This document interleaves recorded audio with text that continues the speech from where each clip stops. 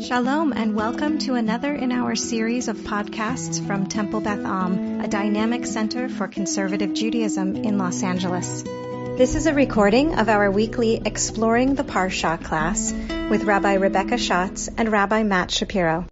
Shabbat Shalom, everyone, and welcome. If you're just listening to the podcast, you've missed out. Rabbi Schatz has a new title, but you need to be on the Zoom. Right? So that is not true. Rabbi Schatz has no new title. Rabbi Schatz has a very exciting new title. No. But we are going to start class with a new book. Great Gatsby? Bamidbar. Oh, that's right. I got confused. I'm easily confused, but we all know that. All right. I suppose we can do that. Rabbi Schatz, I didn't get to show you because we were prompt in our arrival. I have a visual guide. Great. I knew you'd like that. Thank you. But we'll get into the verse first, and we don't want to spoil everyone's vision of what we might be talking about here. Correct. So, all right. Rabbi Schatz, do you have any introductory words on the book we're beginning? No, I guess I would just, they're not really introductory words, I guess just background that we're beginning Bamidbar, which is Numbers. It is very clear that we are in a part of our story that has less narrative and a little bit more listing, which is why we call it Numbers in English. Bamidbar makes a little bit more sense in terms of location, knowing that we are in the wilderness, but Numbers in English is how this Parsha and how this book begins with a census. So we are taking things quite literally at the beginning of the book here, and that's really all I have to say. It's seen as kind of an in-between book, both because if you're a kid, you're usually out of school when this book is read. If you're an adult, you might be on summer vacation, and so it's not a book that people know as. Do adults get summer vacation? It's not a book. When do I get a summer vacation? It's not a book that many people know as much about and as many stories in as much depth as Genesis and Exodus. So it'll be nice to be able to travel through it with all of you. Travel through. I see what you did there. Why weren't women counted? What does that mean, Karen? What? It says count all the men under 20 and over. We haven't even gotten to the Parsha yet. I know, but in case you need a kushya. Spoiler alert. Oh, thank you. Okay. Yes. Women weren't counted because they weren't the head of their household. Though I will say it's true we start with a census, Rabbi Schatz. There are some nice little nuggets of narrative in there. You got Pinchas, you got Balak, no, not in the beginning of this Parsha. Oh, this Parsha. I see. Okay, go ahead. Rabbi Schatz and I were pondering picking a different Parsha and trying to do an old switcheroo on you guys because there's not much in Parshat Bamidbar, but fret not, everybody. We found some good stuff, and Rabbi Schatz is from, so she's going to teach some Chassidut today. It's all very exciting. Okay, here we go. Starting at the beginning, which is, from what I understand, a very good place to start. We don't have much, right? There's not much to catch up here in terms of narrative. The first chapter of Bamidbar, God saying to Moses, take a sentence. Geez. Wow. Rabbi Schatz, it's been a long week. Take a census. There we go.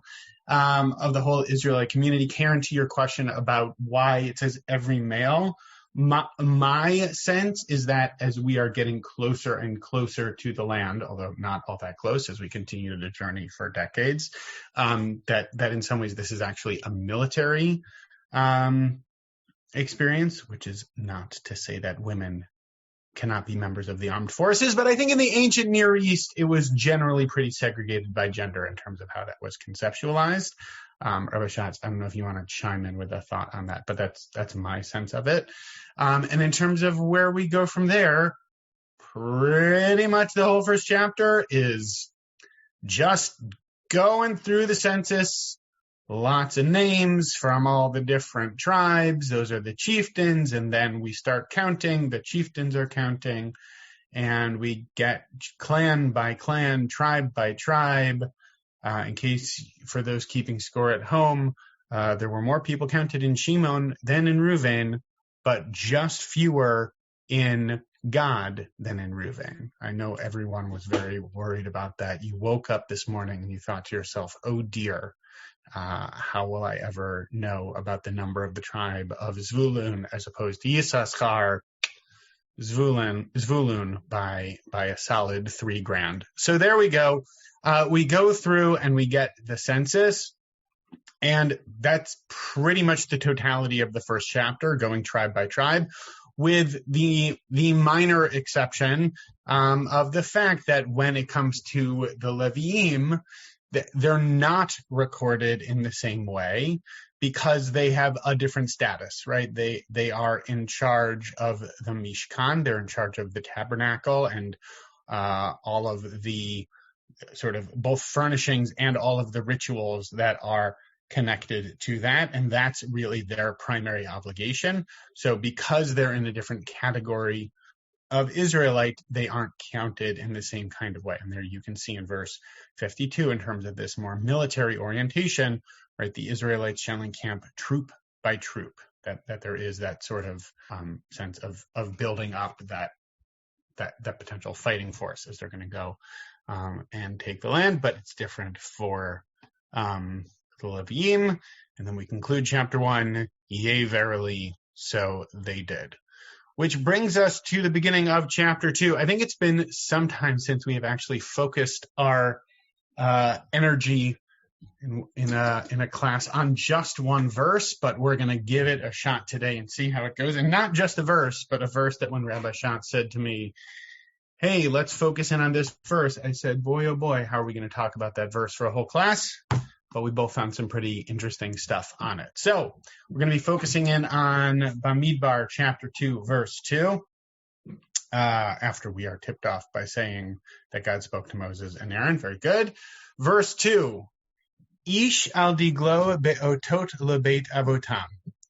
That each person, right, each ish, with his standard, with his flag, underneath the otot, underneath the banners of Beit Avotam, of his father's or ancestors' house, Yachanu B'nai Yisrael, that each individual person with his flag underneath the banners of his ancestral house, that is how B'nai Yisrael should encamp.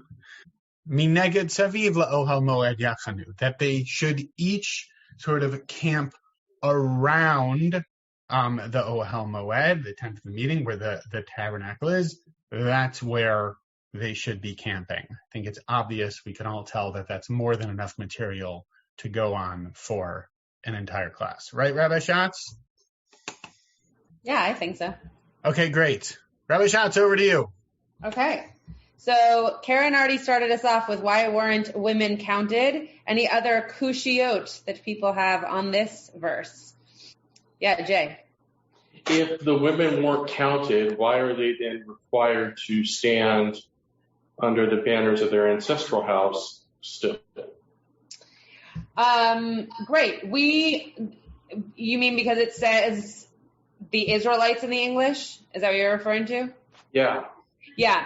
So it's interesting because in the Hebrew, the English is actually not a great translation here. But what it's getting at in the Hebrew is that a man would stand, a guy and his family, back to Karen's question, would stand under their family flag. And then it refers to all of Bnei Israel. So do we expect that Bnei Israel includes women? Yes, of course. But it's interesting that according to the Hebrew, it's actually just the men who have to stand under their ancestral flag. So I don't know is the answer in terms of why is it so specific to men earlier and now inclusive. My guess is that it is most inclusive here because now we're talking about everybody, whereas before we're talking about heads of household. And back in the day, heads of household were just men. And I don't think I've said this before, I don't think that's a sexist statement. I think it's just fact. Men were the head of the household, and so they were the ones who were being counted. Just like today, men or women can be heads of household. Ilan. Why is it important? They say they shall camp around the tent of meeting at a distance. What's the significance at a distance? Fantastic. Great. So why say at a distance? Why tell us that when they were camping around, it had to be a certain space away, right? It's reminds me a lot of COVID. Why couldn't it just be that they camped around the tent of meeting? Great. Tybal. I don't have a concordance in my head, but up until this point, I thought the only times we see the oat word is in connection with a covenant. Interesting. I don't know. I also don't have a concordance in my head. But Rabbi Shapiro has a concordance in his hand, so he's going to look it up. I don't know. Let's see what he comes up with. I actually have a phone in my hand with an app that has a concordance in it on the phone that's in my hand, but I don't want to get too technical about it. So, thank you. That was an important interruption. Denise. So what are the banners? Yeah. Just what are they? Where did they come from? What's on them? Why do they matter? All that stuff. Great. Perfect. So one of this translation isn't fantastic, but it says al diglo, and then it says be'otot, and diglo is usually a flag, and then otot is usually a sign or a banner. So it's interesting that there's also a difference between those two things, we think, because the Torah has an economy of language. So if both words are there, they must mean different things or at least be different items. So yes, what are these banners? Where do they come from? What do they signify? Rabbi Shapiro has concordance in his hand. Well, I haven't looked at oat yet. I'll go into the language piece for a second, and then I want to say something about degel, just pointing out the doubling of the verb yachanu, right? That you see in the first half of the verse and then in the second half of the verse as well. That's where they would camp. And also they would camp around the Ohel Moed, which I think gets into a little bit of Elon's question, which is the circling and the distance, right? That there seem to be different pieces signified there. The word degel, I'll look up oat in a minute. The word degel is actually a very, very rare word in Tanakh. Yeah. It appears almost exclusively in Bamidbar. It's mentioned once in Shir HaShirim, and pretty much just at the beginning of the book of Bamidbar in the context of what seems to be the censuses. So we think degel is one of those words that pretty common in modern Hebrew because, flags, but actually quite unusual in biblical Hebrew. It's just always interesting when there's that. And makes sense that it comes about when there's a tribe, because if we were to talk about flags in the time of the Exodus or Genesis, what would those flags be for? So once we're a people and once we're a tribal people, it makes sense that there are flags and that word starts popping up places. Any other kushiyot? I don't think I see any hands. Okay. Rabbi Shapiro, do you want to? Do I want to what? Do you want to start? Why don't you start with? I'm excited to hear your Chassidut, Rabbi Schatz. I'm always excited when you're. You want me to start with that? Why not? Okay. All right. Fine.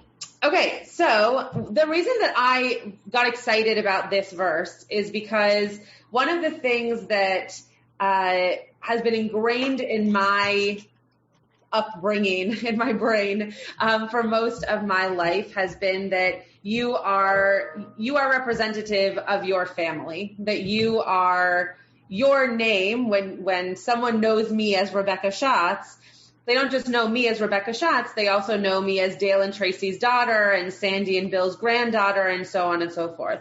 And that your reputation is not just about you as a person, but also about the people who you're associated with.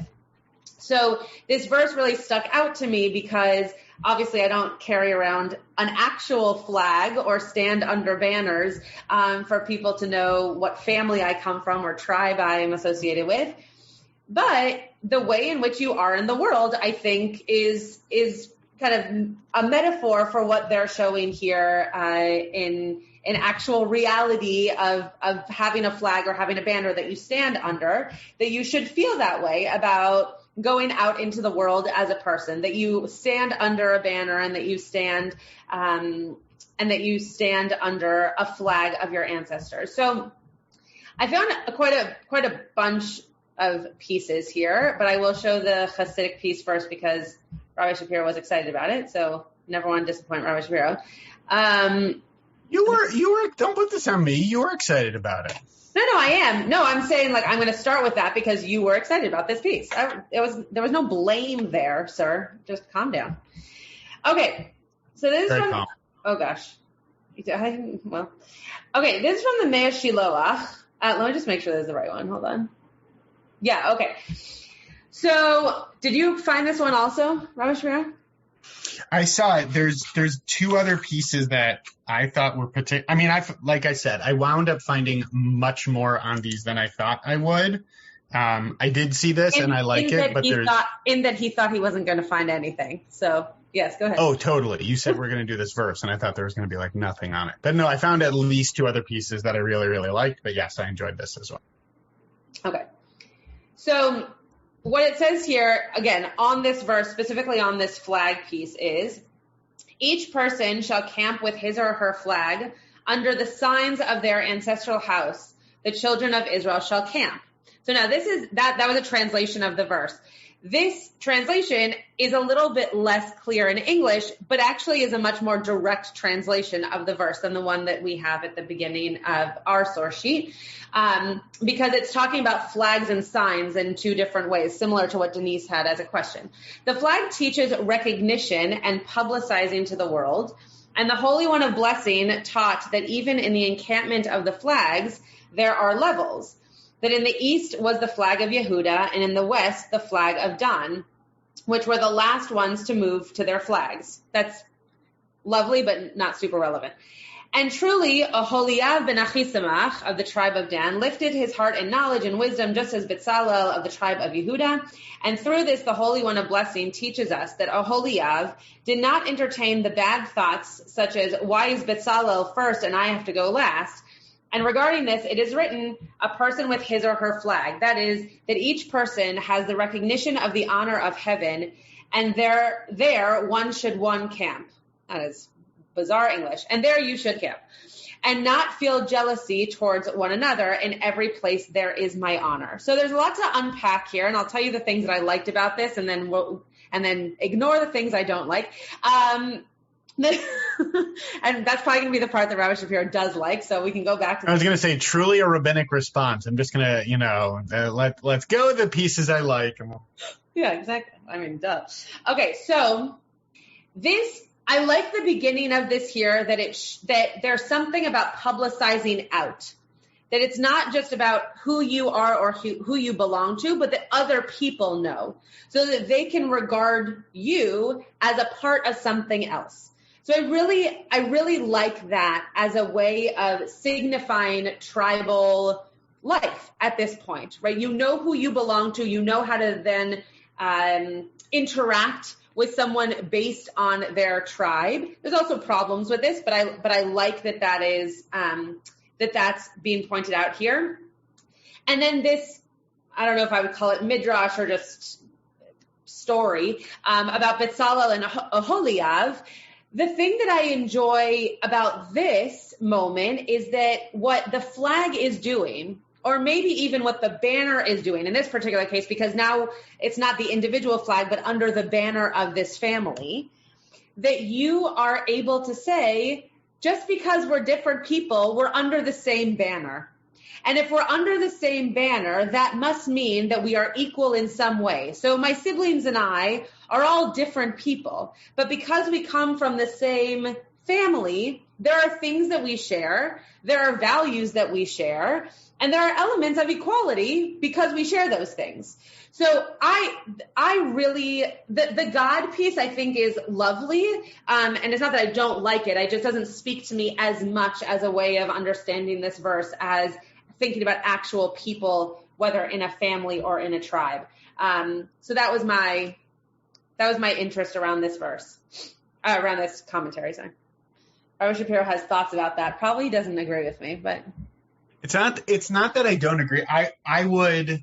It's interesting. I mean, I can share my picture whenever Rabbi, it's not my picture, the picture I found whenever Rabbi Schatz deems it appropriate for all the visual learners in the house. Say, wait, no, put the, sorry. I thought that was a cue to have you share your picture. No. Before we get, okay, there we go. Very good.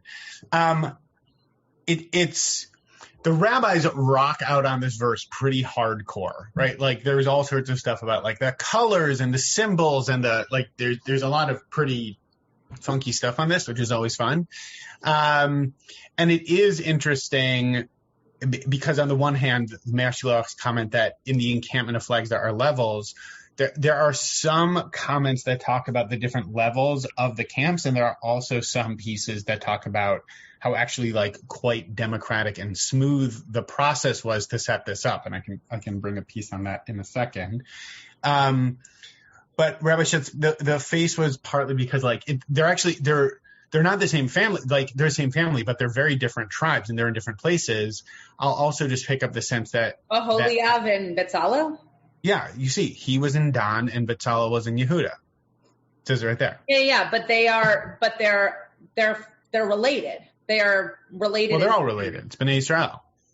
Okay, yeah, but they're actually related. Like they're what are they? Cousins, brothers? They're related. They're like familially related. Correct, but they're being separated out, yes. which could cause some real strife. Yeah. And just to put a finer point on it for those who might not remember, back in the construction of the Mishkan, like these were like two of the leader, right? Like the two named artisans, mm-hmm. right? Whereas they're being put in like completely different places. So you might think, right? There's an embedded you might think there, right? That why is he first and I'm last? And I think the subtext of that is like, when we both did a ton of work on this whole project, right? It's not just why is he ahead of me, but it's like we both worked really hard on this project, and that somehow, amazingly, there isn't that jealousy, right? That through this somehow there isn't that envy or that jealousy. Well, and especially because they're artists, right? I think that's another piece that's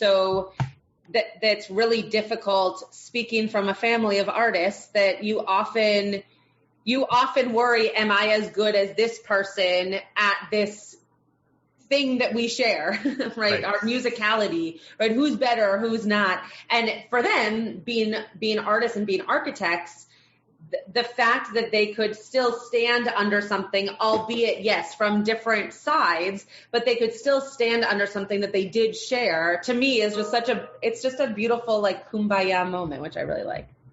Tybal. So I was trying to figure out what you meant by, unless I might have misheard or misunderstood, but by you're saying that Dan and Yehuda were more related, because to me, they're the least related, because Dan is from Bilhah, who's Rachel's concubine, and Yehuda is Leah. So I was just saying that Oholiav and Betzalel are like familially related. But I guess that's why, maybe because I do genealogy, I was thinking more of who their mothers were. Yeah. Why are they more related than others? They're not any more related. I mean, they're not any more related or any less related than other people who are related to one another. I think that the Mea Shiloh is just using them here because, as Rabbi Shapiro just mentioned, they also then worked together. So there was this element of that, and then we get the kind of like umbrella of under God piece at the end of their of the example of the two of them as the way of bringing them together. I think they're just being used as an example. I don't think it's like oh, they are the epitome of this example. I don't know as much about the Mea Shiloach, so maybe he has something with Oholiav and Bezalel. That's possible, but I believe they're just being used as an example. Maybe Rabbi Shapiro knows more about them. I think it has less to do. I'm also not like, you keep saying they're cousins. All of Bnei Israel are related. I think it's much more about the fact, like the artistry piece. That's what I see in it. That's what I think. Yeah. Okay. Yes, we can stop. I've said it many times. I'll introduce a midrash that Rashi picks up on that I thought was interesting, where sort of also interpolating narrative. Oh, I'll do Rabbi Schatz a favor. I'll pull up the midrash so she can read it. Hold on. Okay. The problem is I just compile all this stuff, and so it looks messy when I just share my Parsha class notes document. But Rabbi Schatz, for you. You're doing great. I know. So this is part of a much, much, much longer midrash. It's actually quite extensive, but basically what's set up is, and I think it's related a little bit to what the Mea Shiloach was talking about. So you see, when Israel went forth from Egypt, God said, now's the time for them to make standards, right? Just as their father told them to. So the backfill on this story is there's this scene where Jacob's on his deathbed, and as you might remember from that scene, all of his sons are around him, and the blessings that aren't kind of blessings but aren't really are sort of given to all of them, right? They're all sort of stationed around him. So God says to Moses, let's do it. Let's set up the camp. But then Moses was worried. And he said, there's going to be this dissension. If I told you to go east, they'd say, well, no, we need to be in the south. And then every other tribe would be like that one, right? That no one would want to be where they were told to be. But then God said to them, don't sweat it, Mo. What concern is that to you? They don't need you in this manner. They'll recognize their dwellings by themselves. Why? Because their father will was on their hand on how to camp out. I'm not establishing something new.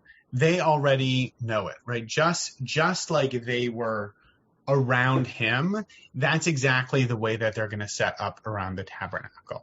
So I think it's related to the Mea Shiloach. I'm sure the Mea Shiloach knew this midrash, right? This doesn't specifically mention Bezalel and Oholiav, but I think it's interesting to also have this as sort of a parallel text to what the Mea Shiloach is talking about, insofar as there's this concern, right? There's this embedded concern, which, by the way, side note, looking at how things went in the desert is well grounded, that the people might fetch and complain and bicker a little bit.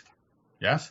But I think it's interesting that it's sort of mitigated and potentially even diffused by this moment that we know from previous narrative, when all of Bnei Yisrael, here in the most literal sense, all of Jacob's kids were gathered around him, and then you sort of map it out, right? So if Judah was here and, Yisachar was over here, then when you're in the desert, well, Mishkan in the middle, and then, right, those tribes set up around the Mishkan as they were set up around Jacob. And I think that there's it's interesting narratively in terms of oh, that's the fix for that. But I think it's also in terms of the principle interesting to think about how a moment of reconciliation then gets extrapolated out into this much, much larger context. So I thought that was an interesting midrash to reflect on that.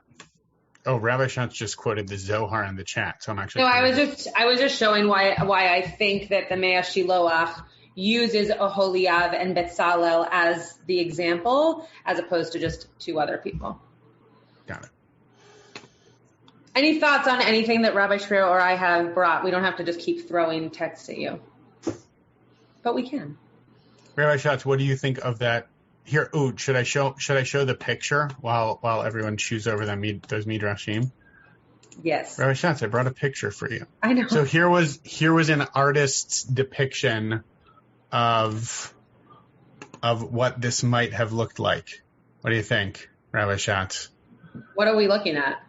Well, so here in the middle, you're looking at a computer screen, Rabbi Schatz. So here in the middle, right, would be like. By the way, Everyday Holiness is a great book, and you should definitely buy it. It's in your. Well, so that's what I was going to say. Is like if you're looking at my screen, this is the tease for my Shavuot class that I'm also working on over here, which is at 11 p.m. because Rabbi Schatz didn't want to have me go earlier. Sir, I am teaching at 3, so you are getting off the hook. Okay. Yeah, but you didn't put me. You still stuck. All right. So what are we looking at? What's in the middle here? No, I was just saying this is the tease for my Shavuot class. Everyday Holiness is only the beginning. We got Jungian psychology. We got some poetry. We got Rabbi Shagar, who I've really been enjoying. Who else we got? I think we have Maorei Naim in there, some Chassidut, of course. It's going to be great. 11 p.m. Sunday night. Okay, what are we looking at in this picture? So here's an Here's an artistic depiction of the verse that we're talking about. So here in the middle, you can see like this is where the tabernacle would be. And 1, 2, 3, 4, 5, 6, 7, 8, 9, 10, 11, 12. Here is then where all of like sort of the flags of the tribes are, and they would be underneath kind of depicted. So just for those, sorry, podcast people. But for those whom a visual depiction is helpful. People. We can send it to Bert and he can put it with the podcast. But this is so the people would be underneath the flags? No, I think it's just symbolic. I don't think it's like these are massive like that'd be so cool flags. If they were like chuppahs, and everybody stood underneath them. That is not what I understood it to be, but that's a beautiful midrash, Rabbi Schatz. Thank you. All by myself. I think that one of the things that we're seeing both in the art and even in these midrashim is that there was something really, and this is a little bit of a preview of what I'm going to be talking about tomorrow in Beitenu, but there's something really interesting. I am not going to talk about what Beitenu is right now. We need to stay on topic. I start now. There's something very interesting about this part of Bamidbar, albeit that we're at the beginning, but this part of Bamidbar really focusing and putting a lot of influence on individuals, but in a group. So it's not just that you are B'nai Israel and no one has any identity and you are one in a crew. You are not your own person. And yet there are little moments, which again, you'll hear about / learn with me tomorrow in Beitenu, but also see here of uniqueness that do get to shine through. And I think that's as a teacher, I think that's such a powerful way of thinking about any setting you're in, right? Being able to see the whole classroom, but also know the individual students that you're attending to, and in a community, and knowing that you're having services for 100 people, but what certain people in that room would look forward to hearing and seeing.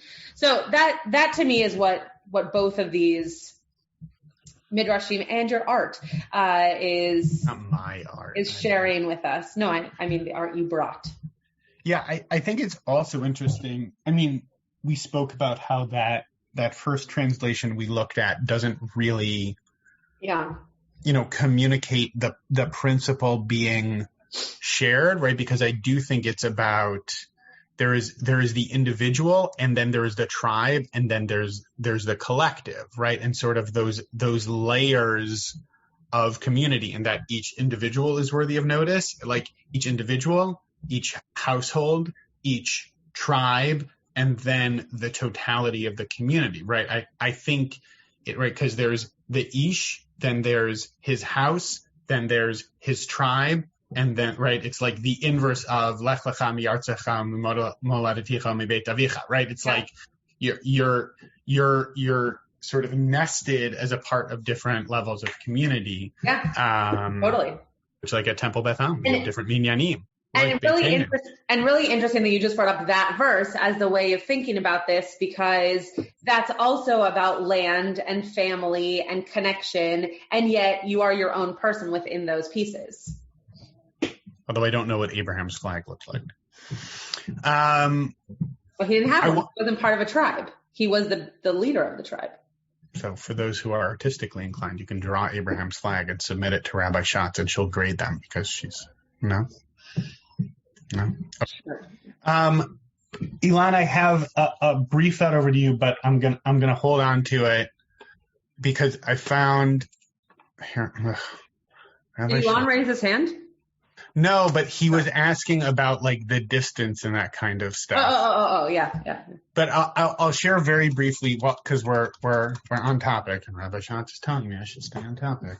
But there was an interesting comment in the Shnei Luchot Habrit, quoting the Ari, Rabbi Isaac Luria, along this idea of like groupings and classes and all that kind of stuff, which for those who even sort of moderately track outside of the obvious like main story that we're all tracking this week as we think about Israel and pray and hope that things calm down there very, very soon and that everyone remains safe. But not to bury the lead, but the news coming out this week of the latest Pew Research study in terms of Jewish demographics and all of that kind of stuff. So it's interesting to be in a week when we're talking about census and tribe and grouping in the Parsha, and then also this sort of once every decade, I believe the word is decennial. Did I get that right? This one. Don't give me that look, Rabbi. That's the look like Sarah gives me when I use a word. And she's like, word, decennial. It's interesting to have that this week as we're hearing about demographics and movements and intermarriage percentages and percentages of people who go to shul and all of that. And tribes. And tribes, right. So with that, yesterday, Rabbi Schatz, do you know Dr. Michal Biton? Have you ever heard or read her stuff? Yes. So I was in an awesome webinar with her yesterday. Taiba likes her too. She rocks. She was totally awesome.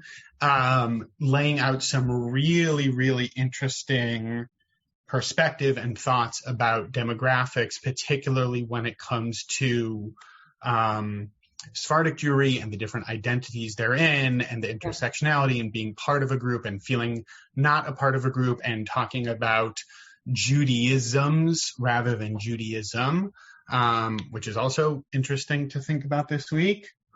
Bringing that all the way back to my intro, which is the Ari. So this is already centuries ago, talking about, he said, just as there were 4 flags in the camp of the Israelites, so I guess he's thinking about like the 4 cardinal directions rather than 12, putting that aside, the Jewish people are made up of 4 classes, each observing their own respective customs, dividing them into Sfaradim, Ashkenazim, Catalonians, and Italians. Which is look at Rabbi Schatz's face. She's very confused by this. But regardless of the groupings, right? Which by the way, like you generally don't hear that today. Well, are you Sephardic, Ashkenazi, Catalonian, Italian, right? Those aren't sort of the core groups that we go to today. But then this is the interesting piece where he winds up. Each group remains loyal to the customs handed down by its ancestors, and each set of customs is valued equally in the eyes of God. I think that's so, like, I think that's awesome. Yeah, okay.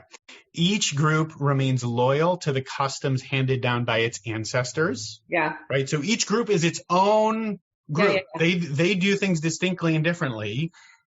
And each set of customs is valued equally in the eyes of God.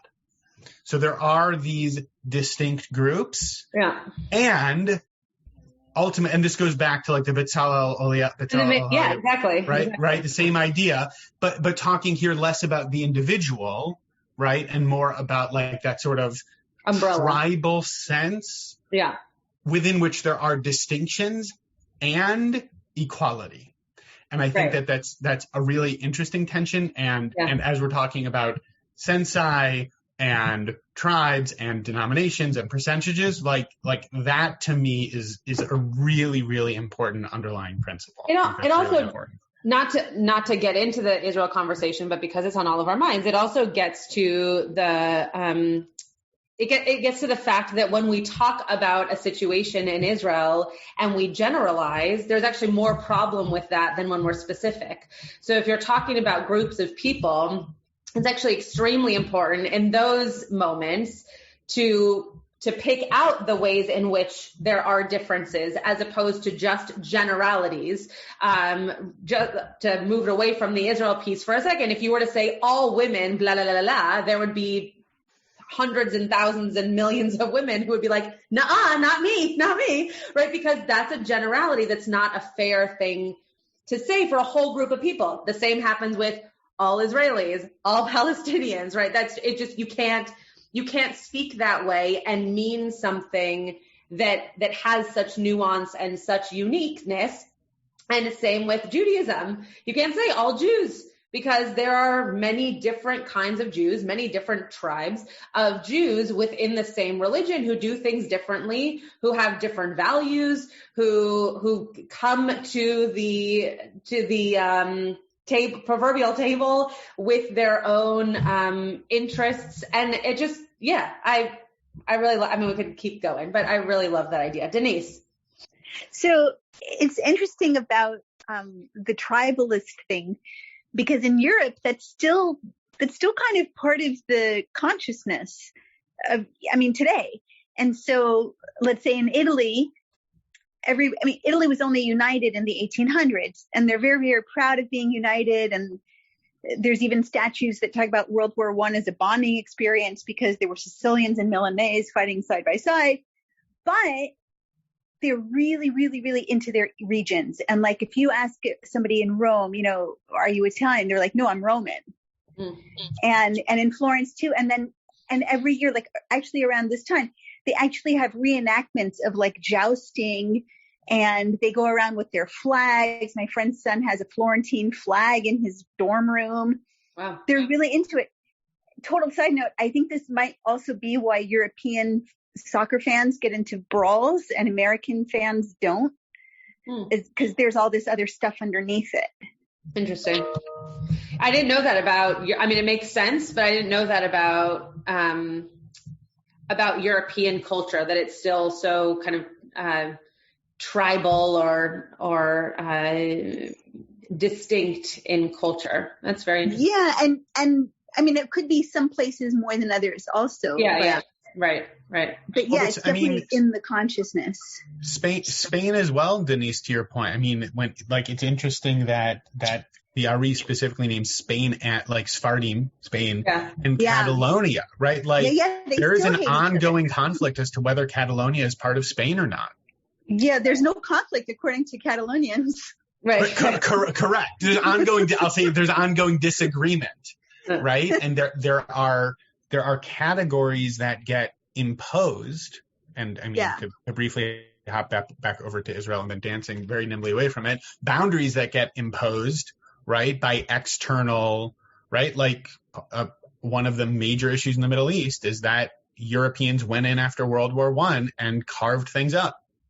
Well, right. And it's interesting because that was actually done mostly by Brits, like Iran was British Petroleum and Iraq was whatever.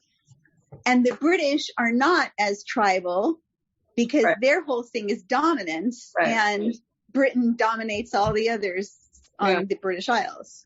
Right. Yeah. And getting back to the identity sense, I'll bring it back to Dr. Cohn's webinar yesterday. She was talking about on a personal level, there are different kinds of Sephardic Jewry.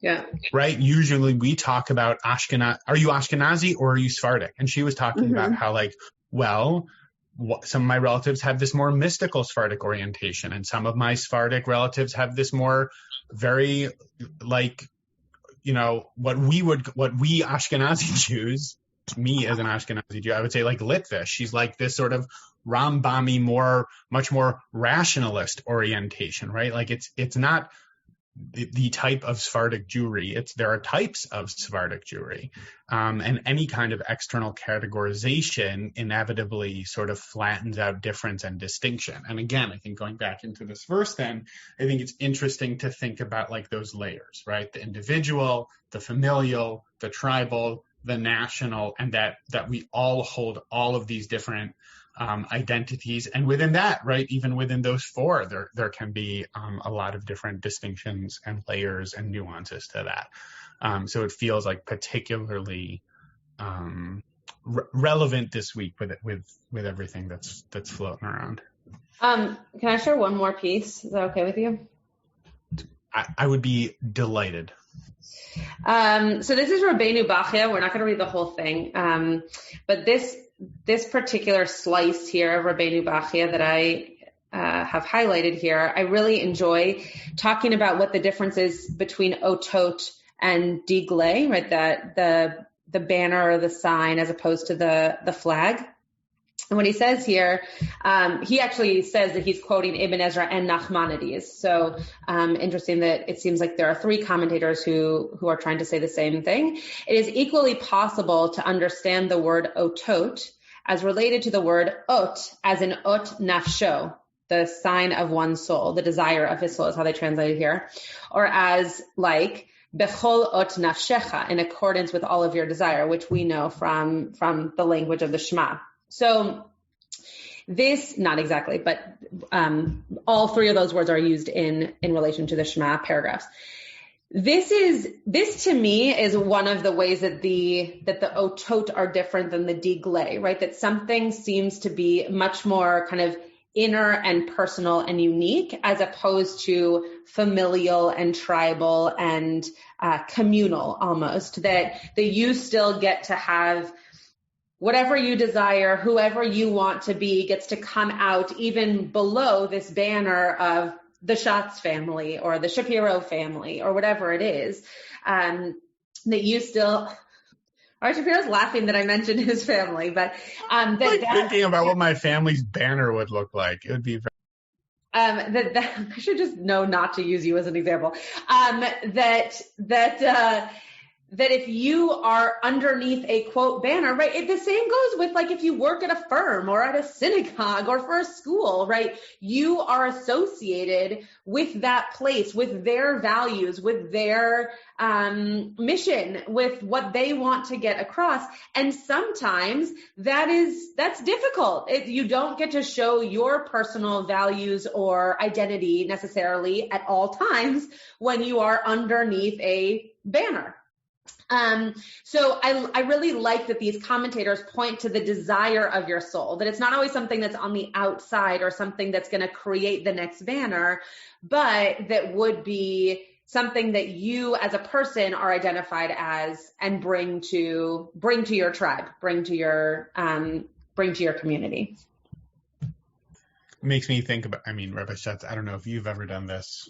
Like if you get invited to sign like a petition or something or other as clergy, right? And it's like, well, if I sign it as Rabbi, right? If I sign it as Rabbi Matt Shapiro and I work at Temple Beth Am, are people going to see me signing that petition as Matt Shapiro as an individual, Matt Shapiro as one of the rabbis at Beth Am, Matt Shapiro has the professional title of rab, right? Like, is there a difference if I sign it Rabbi Matt Shapiro without listing my institutional affiliation, right? And sort of claiming that as an individual. You could zoom it out even further, right? If I post something on Facebook, am I seen as Rebecca Schatz, a person who lives in the world, who has friends outside of being a rabbi and being a professional at a synagogue?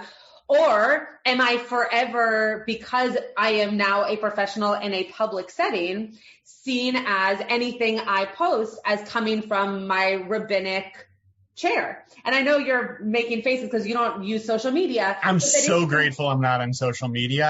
I would go even crazier than I already am. It's something that I think about all the time, because I know that whether it's good or bad, it's being judged, and this goes for any profession. I just can only speak for the rabbinic profession, that your title also connotes something. So if I sign a document, a legal Jewish document, as rabbi, as a female, there's a lot of baggage behind that.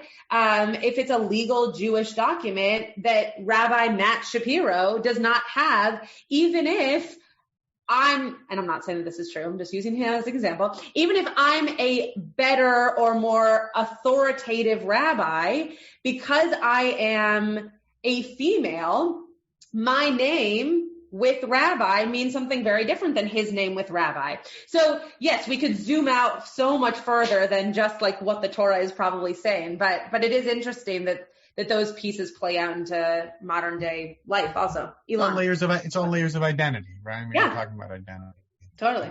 Yeah, just on the topic of how does one identify themselves, it's actually become quite relevant, particularly over, call it the last year and change, as there have been an increasingly large amount of petitions, and corporate executives run into this problem frequently. So I have seen CEOs sign petitions, but in parentheses next to their name, say in my personal capacity, right? as to indicate that they're not speaking on behalf of their company. So it could be something one can do if one were a rabbi as well, because I don't think you should ever give up your title of rabbi. You've earned that. That is a professional recognition.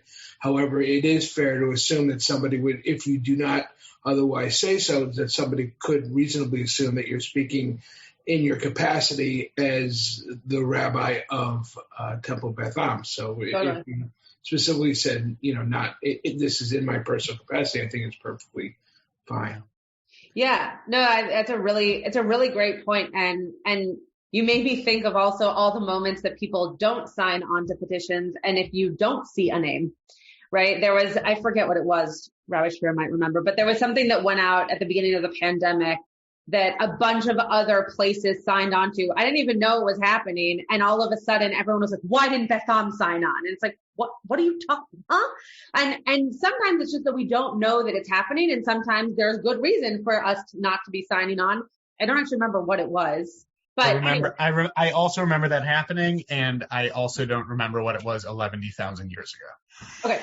So that's the other thing, right? Is if you don't sign and people expect you to sign, then what does that do? I will just bring it. Yeah, go ahead. No, I was just going to say, I think we also collectively, and certain for people in roles of like public leadership, live much more public lives than anybody used to. Like if the Rambam didn't sign a petition, no one ever would have known, right? Because I don't know what petitions looked like 1,000 years ago, right? But by the time everybody found out that he didn't sign the petition, it was 25 years later, right? Like everything is so immediate that there's like, well, why haven't you signed it yet? Why haven't you signed it yet? What do you think about this? It's like, well, and Rabbi Schatz, the text that you brought was talking like the individual is thinking like within themselves, right? Like everything is so publicly broadcast now. I think it just makes everything much more fraught and charged, right? There are obviously gifts to the way in which we can all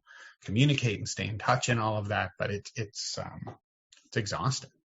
Yeah. Any other thoughts or comments? I have a groovy Shavuot piece. Can I close with my groovy Shavuot piece? Does it have to do with this Parsha? It sure does. Oh, okay. It's a twofer. That's why I'm excited about it. Okay, I trust you sometimes. Everybody makes mistakes. Elon, I just wanted to say very briefly, because you were talking about like distance and how the whole thing is set up. I just saw it very briefly. There's rabbinic comments about how everybody was a mile away, but like no more, no less, because that's the distance that you're sort of like allowed to travel on Shabbat. So again, this interesting, like it feels related a little bit, like close but not too close, right? That like you need to be close enough to be able to go daven. Basically, actually, like I'm about a mile away from Shul. I did it exactly. So as soon as I put up my banner, I'm doing it exactly right. It's all about the banner. So once I get that up and running, I'm all set, but it's about like a mile, right? Like a mile's radius to be like within that like it's a 2,000 cubit radius. So I thought that was an interesting, piece layered in. I didn't want to let things go by without without letting that go. Okay. In Bamidbar Rabbis, it's a short piece with a much longer comment, but I at least want to share the short piece. So it says this: at the time that God was revealed at Har Sinai, which, as we know, Shavuot is coming, and Rabbi Schatz has organized great stuff for the Temple Beth Am community, even though she's making me teach very late at night on Zoom and in person. You can only see me in person and Rabbi Schatz in person, right? Yes. I'm also online, but yes. Well, I'm doing both. She doesn't want to put me out in public. Okay. Just me in person. You are out in public. You're just only out in public to our people. Correct. Anyway, at the time so Shavuot's coming Sunday night. We're going to learn all night, or at least part of the night. It's going to be fantastic. At the time that God was revealed on Har Sinai, 22,000 chariots of angels, each one with flags, attended the revelation. This is later in the Rabbeinu Bachia piece too. Anyway. Yeah. Well, it's from Bamidbar. Like, he pulled it. Go. Mm-hmm. When Bnei Yisrael saw this, they immediately desired to have flags like the angels, and God agreed. So it's actually pulling it all together. So look at that, right? That it's connected, like that the flags didn't come out of nowhere, that it's actually hearkening back to an experience of revelation. Which I think is just an interesting framework to have as we go into Shavuot. Just layer in like one more piece, which was a teaching based on something Rav Kook said. Basically, he started talking about how angels, right? We're taught in our tradition that angels like have one specific job, right? Like if you're an angel, you do one thing and that's your job. Then you like you can only do one thing at a time. But because of that, each angel carried its own distinct flag. And so he closes this teaching by saying the Jewish people desired flags like those that the angels bore at Sinai. They wanted every individual to be able to choose an aspect of divine service that suited their personality, just as each angel executes a specific function, right? So just like to try to bring it all together, this idea that back at Sinai, we saw all of these angels with their own flags, and we're also taught, right, that each of us sort of heard and saw and experienced revelation a little bit differently. The way that they needed to. The way that each of us is sort of uniquely experienced that, right? So along with that, there's like that visual signifier of the flag, and I just think it's nice to think about how like that experience then sort of like continues as they're wandering through the desert into this piece that seems completely disconnected from it, but that they were like carrying this idea of like, I want my own flag to sort of illustrate and illuminate who I am in the world. And again, this idea of identity that like each one has their own, which is part of their family, which is part of their tribe, which is part of the community. And that it's all connected both in terms of that individual experience that we each get to have at Sinai and the communal experience that we each get to have at Sinai as we continue to wander through the desert together ever forward. Shabbat. Very good. That was awesome. No, that's such a beautiful piece. And it's funny when I didn't connect it to Shavuot at all, even though it talks about revelation. For some reason in my head, I was just like, okay, yeah, I guess angels, fine. But that's a really beautiful connection. And thank you for bringing it. My favorite, this has nothing to do with the Parasha. My favorite thing that you just brought up about Shavuot is that it's exactly the way that people should be engaging with Torah, which is the way that you want to experience Torah, or the way that you learn best is the way that you should learn Torah, which is why I push you so hard to show things visually, because if I can't understand the Torah that you are sharing, then what good is it that I'm studying Torah? And that's how revelation was. Everybody received it and everybody learned it and everybody heard it the way that they needed to best understand it. You have been listening to another in our series of podcasts from Temple Beth Am, a dynamic center for conservative Judaism in Los Angeles.